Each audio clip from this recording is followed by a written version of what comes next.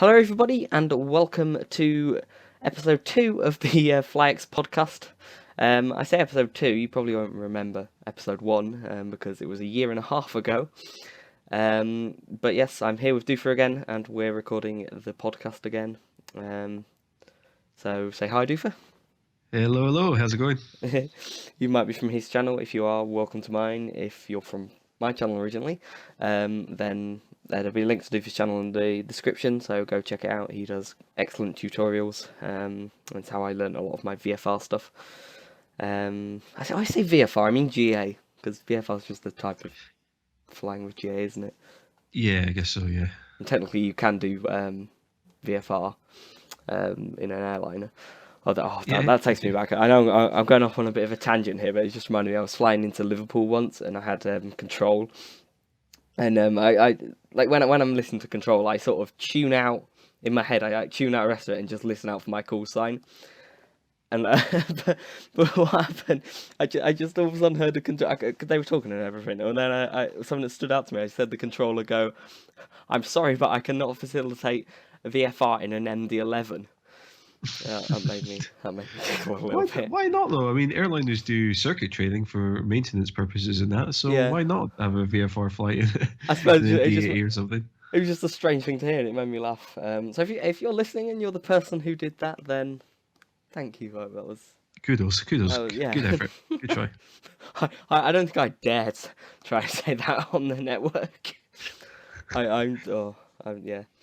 But anyway, let's get into the. And he said, "Let's get right into the news." That was, yeah, probably the best choice of words there. Um, do you want? Is there anything you want to talk about? Is there any news stories you want us to talk about?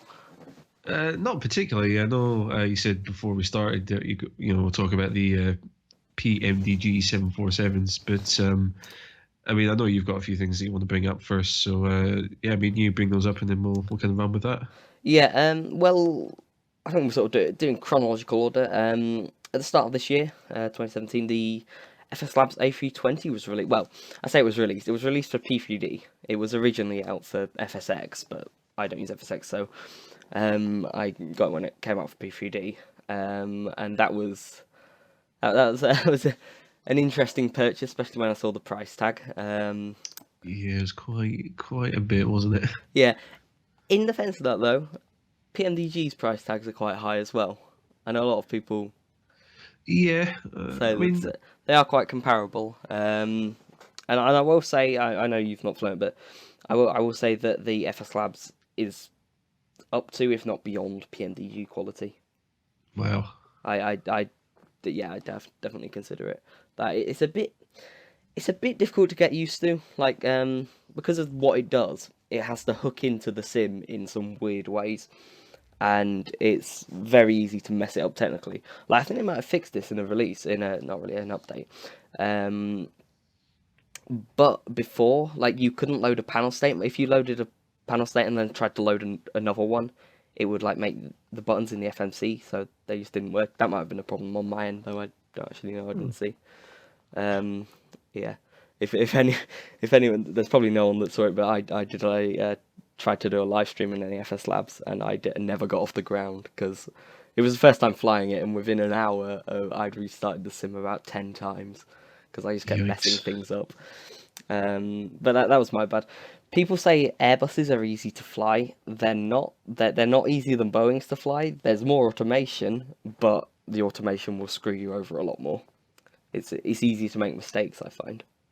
Yeah, I would agree with that. I mean, I don't know. I mean, because my experience with the Airbuses, I mean, I've only got the Aerosoft Airbus, so I know that's not as comprehensive as the FS Labs one, and it's I've been like studying it in depth a lot recently, and I found that probably about half of the buttons on the overhead panel didn't work. Oh yeah, Um, so you posted a video on that.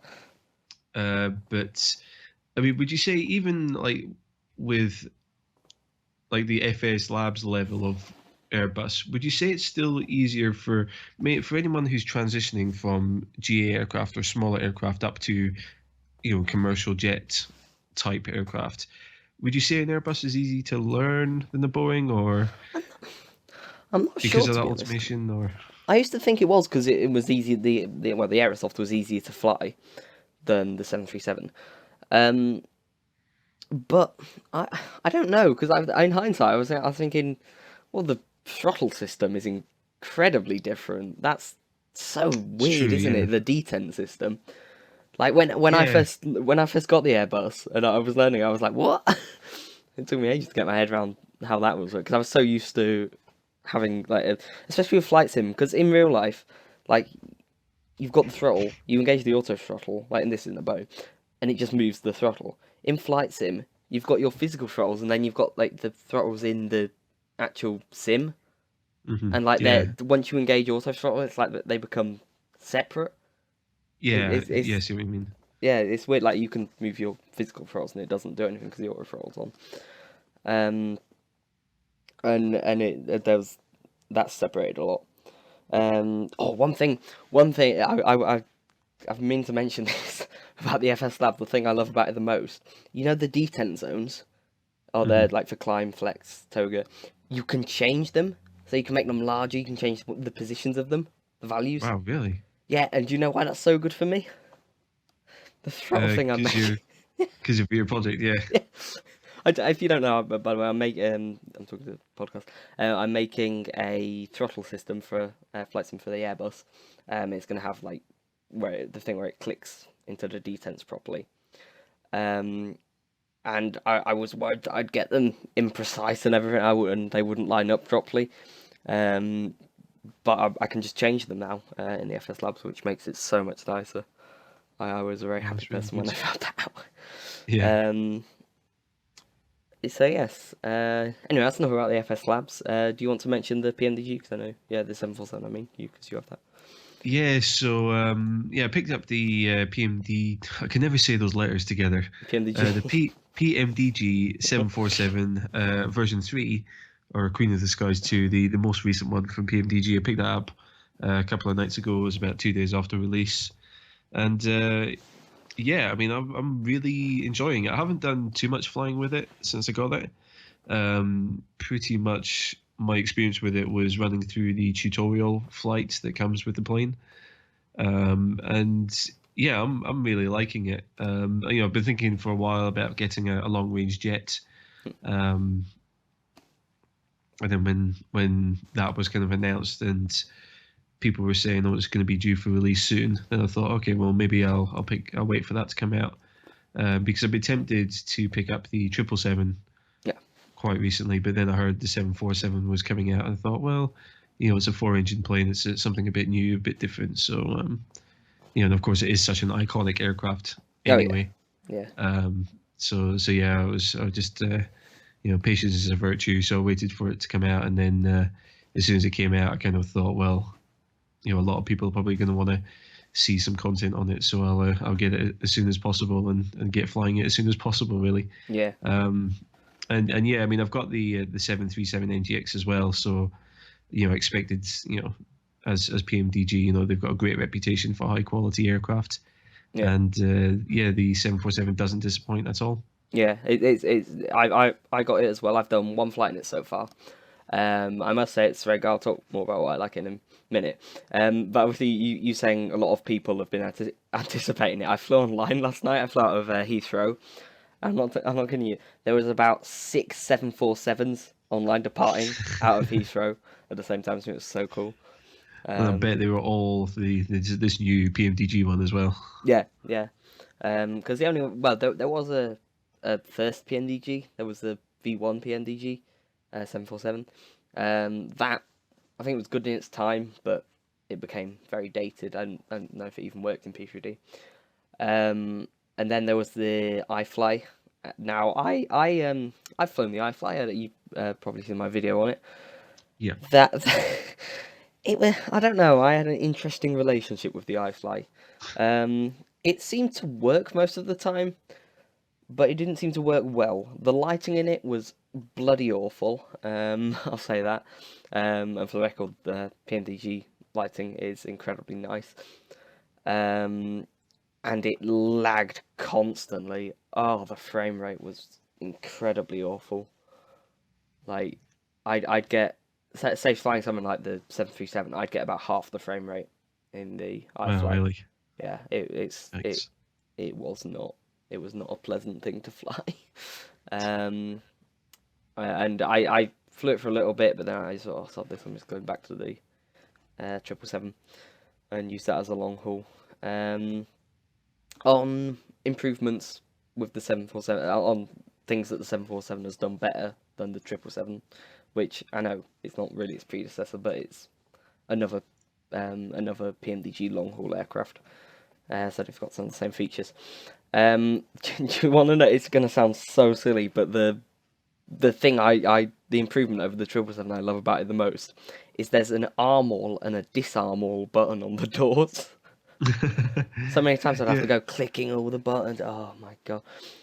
But there's just an arm all and this disarm all. And that's made me a very happy person. I know it's a really really silly thing, Wow. but it's I mean, it's I knew like obviously of all the sort of the PMDG controls on the CDU and stuff, but I didn't realize they sort of didn't have that feature before. So Mm. I think when I read through the PMDG website, they said that they've done a lot to kind of optimize certain things in the aircrafts, but yeah, little things that can, I guess. Yeah. Obviously, I think it's still a first release. I think it's still on its. There's been no updates to it. I did notice. I did notice. I think it might have been a bug. I'm not sure. It might have just been I did something wrong. But my autopilot randomly disconnected mid-flight. I think I saw something on the forums about that. Really? Maybe a couple of other people have had some issues with that. Oh, okay. Yeah. So it's probably a bug. Hopefully they'll fix it. But that's just it's a solid aircraft, but just a little bit of a warning. It is still a first release. I mean, it's not in alpha or anything. But I'm sure they'll fix the bugs in it. Yeah, absolutely. That's why I wanted to mention that. Also, I've not actually checked this out yet. I don't know if you have, but it's got its own like ground services things. Have you seen that? Yeah, I saw that advertised, but I haven't really had the chance to delve into Yeah, it. same. I've not even seen the menu for it. I did one flight in it last night, and I used GSX. And I saw it. I've seen it in pictures. I mean, I'm looking at a picture right now of it, and it looks quite interesting actually. I should have really had a look at it before I did this podcast, but oh well. Yeah, it seems quite interesting.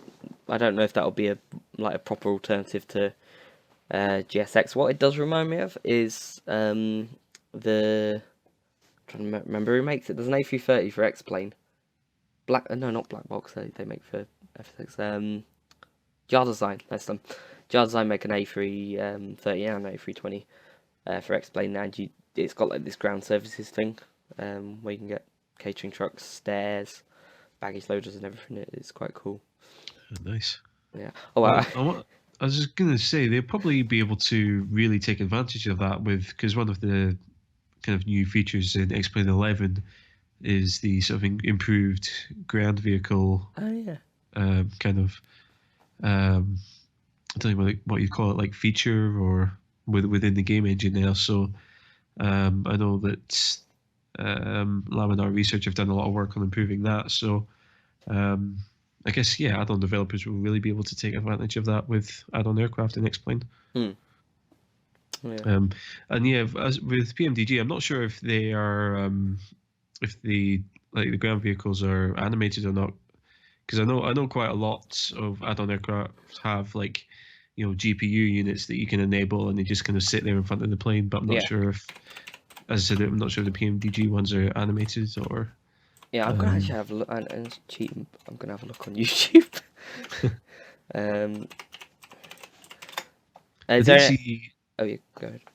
I was going to say I did see. I think someone put a comment on. I think it was on the forums.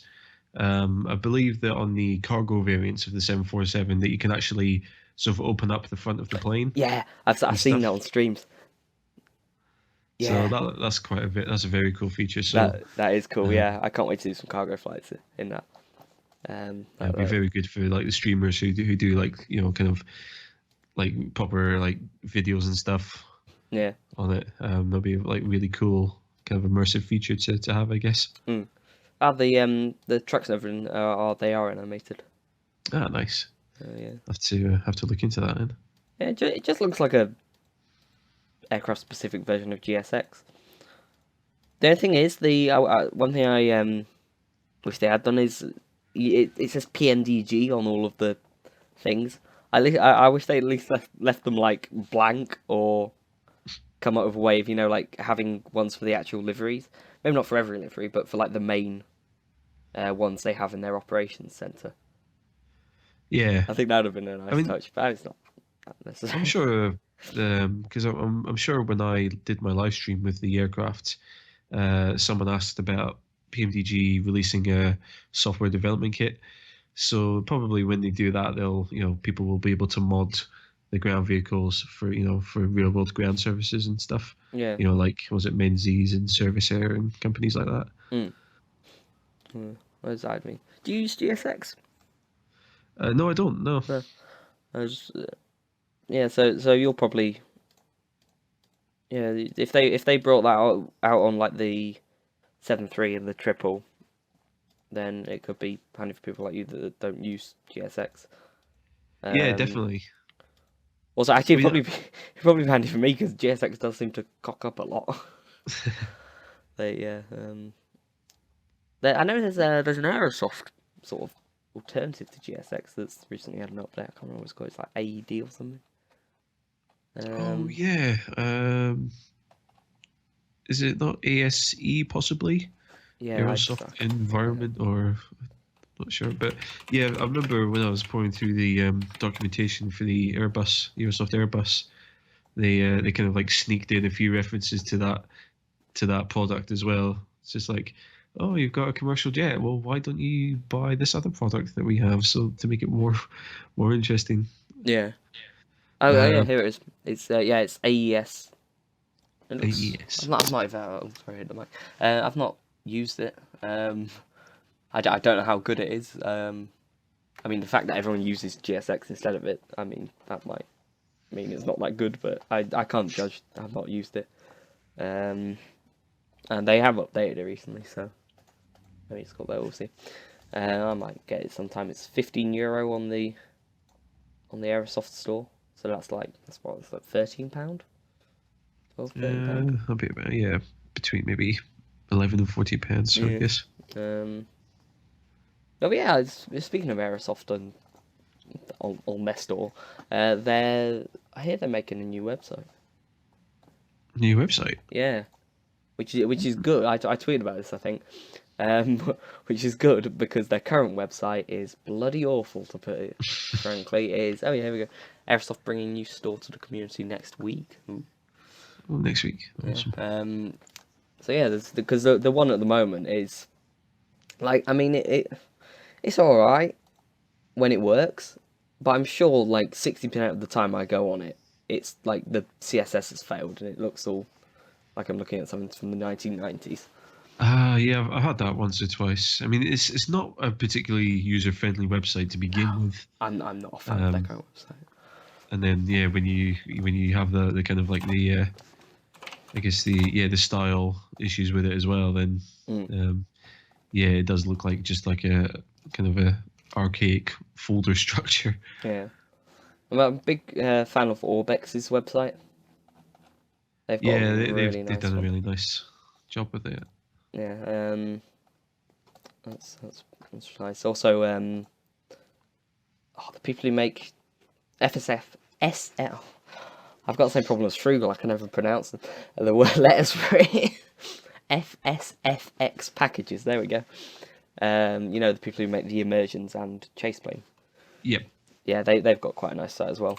Also, they use the same. I think it's VFX Central for FSFX and Orbex something for the Orbex, and it basically allows you to. It's sort of like a hub for all of the add-ons from that particular company. Right. Okay. Like you can download them through it and update them through it and stuff and configure them. It's a really nice way of doing it. So it's kind of like their version of the PMDG Ops Center software. Yeah, sort of. Yeah, that's very nice. Would you like to pick a story or anything from the news site? Yeah, I mean, well, considering we were talking about Aerosoft, Oh, yeah. they are working on an A330 now. Yeah. I don't know too much about it. I know you've kind of tweeted about it a couple of times and Mm. stuff. But I mean, from the screenshots that I've seen, it looks very nice. I mean, I'm guessing that they've taken all the screenshots from Prepared and not FSX. Yeah, yeah. Yeah, I know they have. Yeah, they have. But I mean, yeah, certainly the plane, the quality, that I'm seeing from the screenshots looks very nice. Mm. Um, the cockpit does look very similar to the A320 sort of family of planes. So I'm not sure what the key differences would be between the 320 and the 330. But Yeah. Well, I know. Sorry, who's the mic? I know that it'll probably be better than the current A320. Well, A320 series. Because I know they're making this, then they're making newer versions of the A320 series. okay. Yeah. So that hints that this is going to be a step up. Also, I know I think they're completely rewriting the CDU. I've heard that they're doing that. There's a forum, but I'll link below, and I'll give myself an editing job now. But I'll link below the forum. There's a forum I think it's like 300 pages long of people talking about the A330, and that's where all the updates are posted. That'd be good. I know you might have seen this on Twitter, but I I retweeted a thing. The tray table that you pull out. Yep. There's a thing where there's actually gonna be like a paper and a drink and stuff on it. It's a maybe not necessary feature. It's got a fun little feature. It just made me laugh when I saw that. Although one thing I've been wondering, when it folds away, what happens to the stuff? Does it just like disappear when you click to fold it away or something? I'm not sure. I'm guessing there's going to be some like hidden click spots that you can put the stuff on the table and take it off, and then. It just reminded me. Have you ever played ETS2?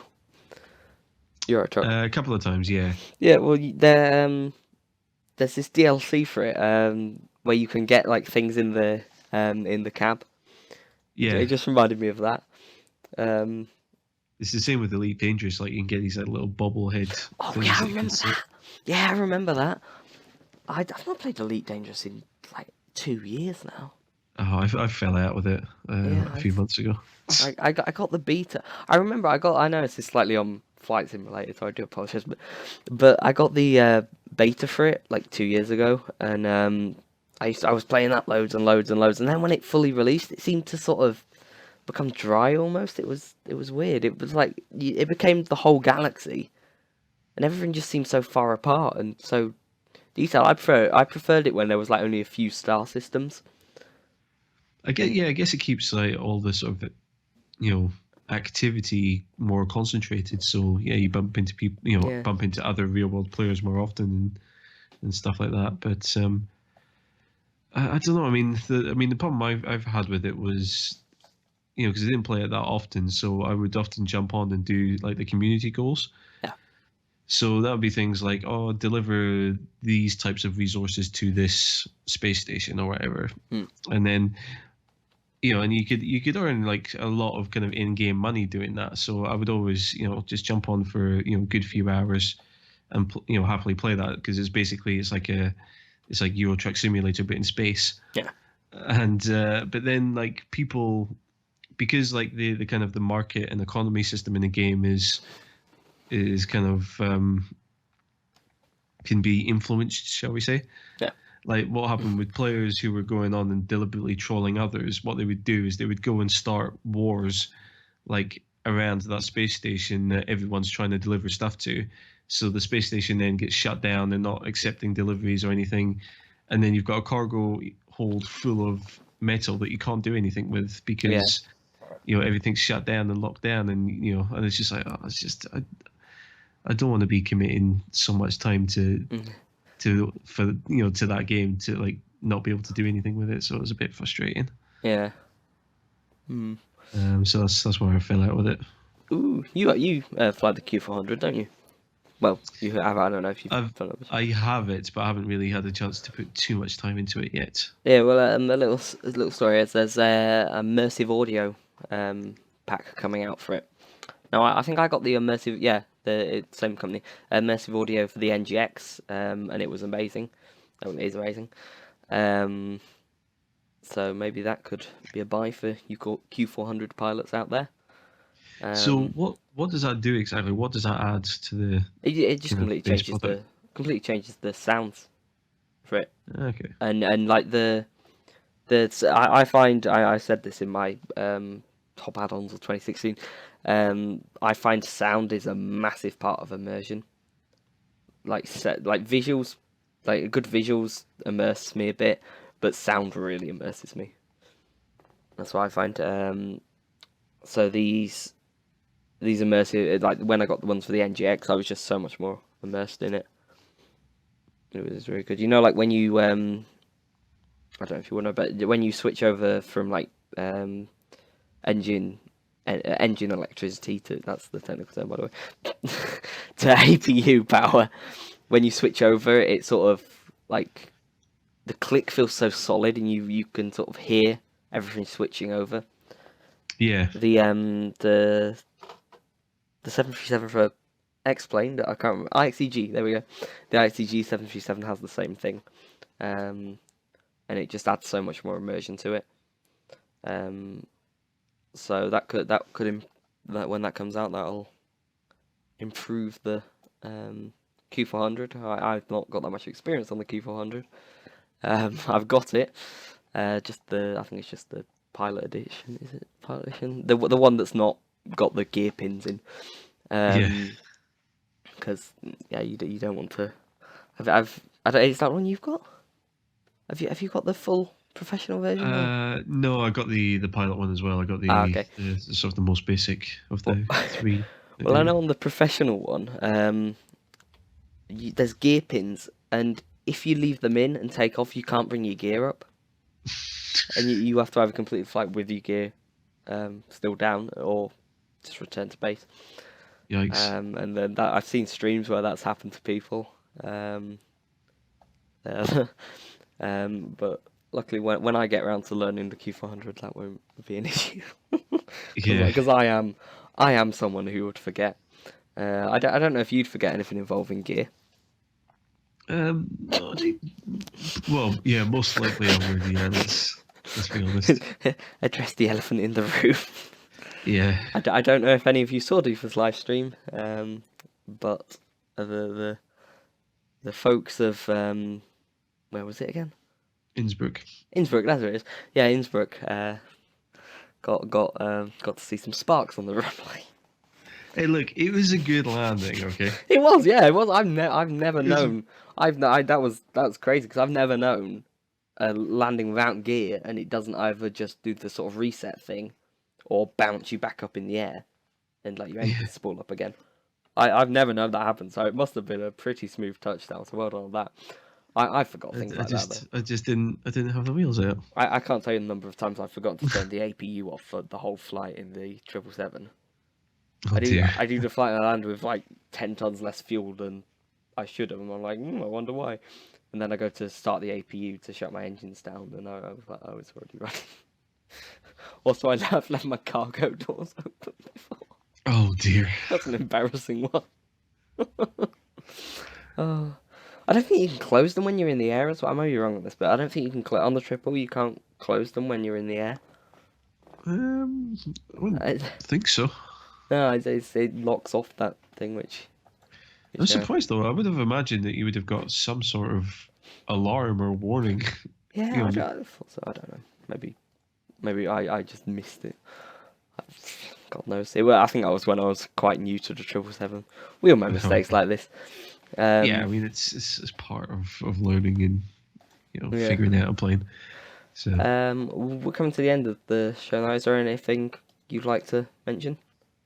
No, I mean the only thing I really had any input on was the 747. So there's nothing else in the flight sim that stands out to me at the moment. No, is there any? Because I know you do a lot of GA. Is there any GA aircraft you've noted recently? Not really. No, I mean a lot of my my time and effort has been on commercial jets recently. Obviously I picked up the 747, and I'm kind of doing my series looking at the Aerosoft A320 now. Yeah. So no, I haven't really done any, or I haven't done much GA flying recently. Yeah. Certainly, the only stuff I've done on the live stream. Yeah. Um, I've got limited GA experience. I don't. Have you ever show you that Twitch highlight? Where I tried to start the Cessna up and like 6 gallons of blue smoke just poured out of the plane. I don't think so. No. That was the weirdest thing ever. I think it was because of engine oil or something. Joe said, I don't know. God knows. But that was fun. I'm adamant to properly learn how to fly GA this year, fly GA aircraft properly. In fact, I'm planning on starting an X-plane series. Nice. In the summer, because I found I think I told you about it, but you can generate photoreal scenery completely for free with this tool. It takes a hell of a lot of your hard drive. Like, I think I did like half of England, and it took about 100 gigabytes. Yikes. Yeah, it's quite a lot. But yeah, I'm planning on like doing generating the whole of the UK, and then just flying around the UK in a Cessna. I might even get the Airfoil Labs. Do that for a series. Yeah, that'd be good. So I may be getting you to teach me stuff. No, that's fine. Yeah, I mean, there is a channel which kind of covers all the GA flying aspects. Hashtag spawn. Yeah. Hashtag ad. Yeah. But no, I mean it's good fun, and like I say, it's really good to kind of fly low and slow. It's it's a lot more enjoyable. Like, you're not just kind of pressing buttons and then just sitting back and letting the plane kind of handle everything else. You feel more involved in flying when you're flying GA. So yeah, it does make a nice change. I know you've done this before, and I did it October last year. Trial flying lesson. Yep. That was amazing. I certainly intend to do more real world flying and do more lessons, and hopefully eventually get a PPL, because I found out recently, I don't think I told you, but I found out that I didn't know if my eyes were good enough, because I knew they weren't to be I couldn't ever be a commercial pilot, but I found out I can get a PPL with my eyesight. Oh, that's awesome. Yeah, so that's fantastic. I hope to be maybe slowly working on getting that, because it is quite expensive. No, I mean, the thing is though, like, because you've been doing flight sim for so long, you'll intuitively know a lot of sort of the theory behind things. Like, you know what you know and understand something like an attitude indicator, Yeah. and how to read it. You know what an altimeter is and how to read it and things like that. So you'll pick things up really quickly if you do real world flying. Yeah, that's my intention. My intention is to basically learn all the stuff in the sim. Then when I do the lessons, I sort of like know a lot of it already, and it won't be so. I'll pick it up and be able to do it in the real world quite quickly. That's what I'd like to do. Definitely, yeah. That was exactly kind of my logic behind starting my channel was learning, using the simulator as a training aid, so that if I because it's my personal dream to have a PPL one day, and if I can walk into the flight school and maybe save quite a bit of time and money because I already know all the theory behind it, then I have a good solid foundation of theory through flight simming, then it should save a bit of time and help me, more than that, maybe like help my confidence flying a real world plane. Yeah.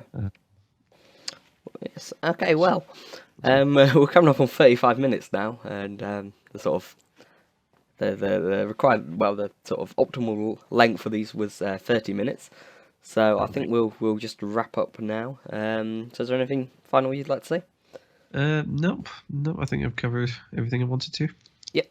Okay, well guys, thanks for watching. information and stuff will be down in the description below, along with some of the stuff we've spoken about today. Let us know if you want to see more of these podcasts. I know the average recording is one every 1.5 years now. But I was There is astonished. some room for improvement there, I think. Yeah, I was astonished at how I went. Like, it doesn't feel like a year and a half ago. I remember recording it, and it just doesn't feel like a year and a half ago. Yeah, time flies. Yeah, I looked at the channel back then, and I think my videos have changed quite a bit in that time. I think that's some fuels. But yeah, anyway. I mean, yeah, my channel's definitely grown considerably Oh from yeah, then. yeah. Thanks YouTube and viral promotion. Okay, well, thank you for watching, everyone. I'll see you all next time, and Doofer will see you all next time. Yeah, thank you everyone, and yeah, we'll hopefully catch you another year and a half for another podcast. Bye bye. Bye bye.